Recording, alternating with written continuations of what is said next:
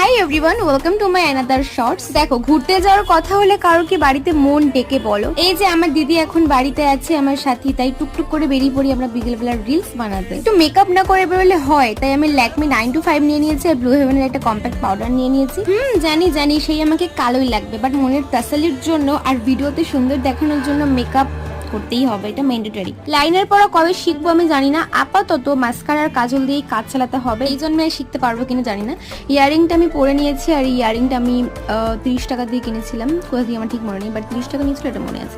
আর আমার হেয়ার স্টাইলে সেরকম কিছু থাকে না, জাস্ট একটা পনিটেল করে নিলাম আর ব্লাশার দিয়ে নিয়েছি। ইদানিং আমার স্ক্রাঞ্চিস পরতে একটু বেশি ভালো লাগছে, বাইরে এই সময় অনেক রোদ, তাই আমি সানগ্লাস পরে নিলাম। আর আমার রিসেন্ট ফেভারিট শুটে পড়তে আমি কি করে ভুলে যাই। প্রায় ড্রাইভ করে 17 কিলোমিটার দূরে গিয়ে আমরা রিলস বানাচ্ছি এই ঠাটা রোদের মধ্যে। বেরোনোর মন করেছে যখন, পিছুতে হটা যাবে না। অনেক রিলস বানানোর পরে খিদে পেয়ে গেছে, তাই আজকের মতন খাওয়া দাওয়া করে বাড়ি চলে আসলাম।